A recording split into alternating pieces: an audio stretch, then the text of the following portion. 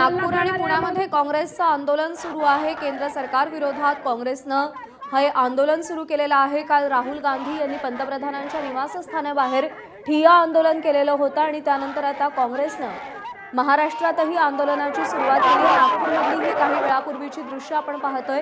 आंदोलकांची धरपकड पोलिसांनी सुरू केलेली आहे। नागपूर आणि पुण्यामध्ये काँग्रेसच्या वतीनं आंदोलन केलं जातंय।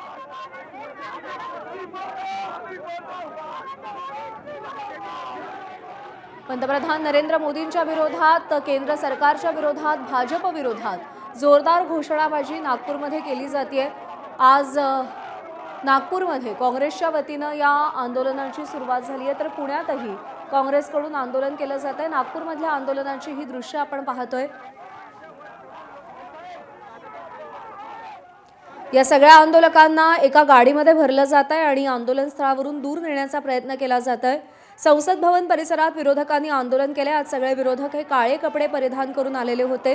काळा रंग हा निषेधाचा रंग आहे असं अखिलेश यादव यांनी आताच सांगितलं आणि तोच निषेध करण्यासाठी, सरकारचा निषेध करण्यासाठी आम्ही काळे कपडे घालून संसदेत आल्याचं त्यांनी सांगितलेलं आहे। सरकार काहीही ऐकण्याच्या मनस्थितीत नाही, त्यामुळे सरकारचं लक्ष वेधून घेण्यासाठी आम्ही काळे कपडे घातल्याचं अखिलेश यादव यांनी सांगितलं। तर नागपूर आणि पुण्यात काँग्रेसच्या वतीनं आंदोलन केलं जात आहे। जोरदार घोषणाबाजीही केली जाते।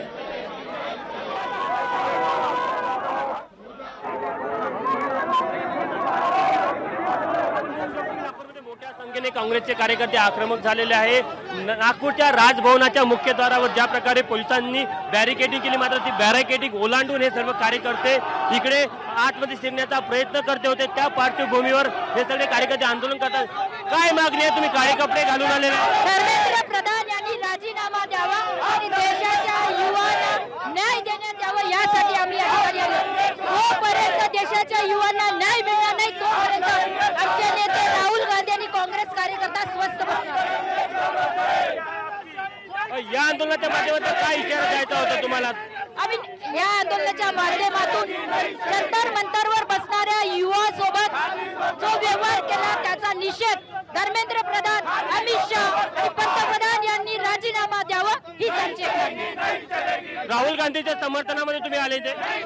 फक्त राहुल गांधीच्या समर्थनात नाही, विद्यार्थ्यांच्या, युवांच्या आणि या